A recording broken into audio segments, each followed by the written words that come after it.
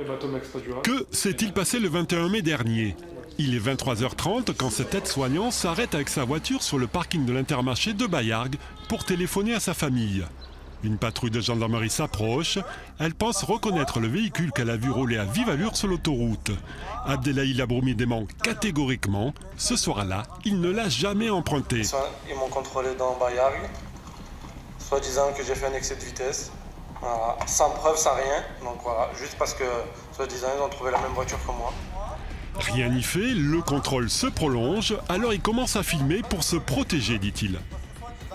Là, on veut prendre mon véhicule. On me dit, voilà, votre véhicule va partir à la fourrière. Donc, un des gendarmes se met devant et jette une herse sur la roue avant gauche. Voilà. Là, en fait, je suis pris de panique, je sors et je commence à filmer. Je le filme lui, je lui dis, regardez ce qu'il a fait, regardez, c'est lui qui m'a crevé mon pneu, c'est lui qui a été désagréable dès le premier instant.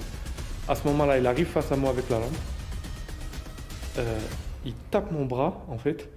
Donc, le téléphone tombe. Au moment où je vais pour ramasser mon téléphone, en fait, il me fait une prise, il me fait quelque chose. Je me retrouve donc au sol.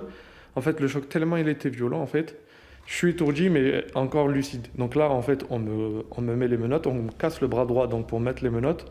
Et je suis obnubilé, en fait, par mon portable. Je vois que le gendarme prend mon portable, se met sur le coffre de ma voiture et commence à effacer les vidéos.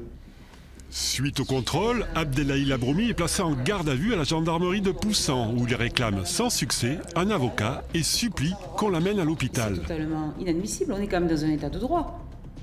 Les notions élémentaires de protection des droits fondamentaux en matière de garde à vue ont été bafouées.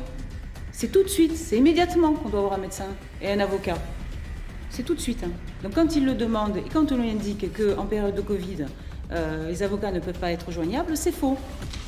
60 points de suture, une fracture de la clavicule, un hématome extradural ont entraîné 45 jours d'ITT.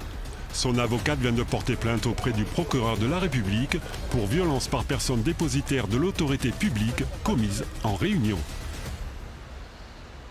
N'oubliez pas de vous abonner et de cliquer sur la petite cloche pour recevoir toutes mes vidéos quotidiennes.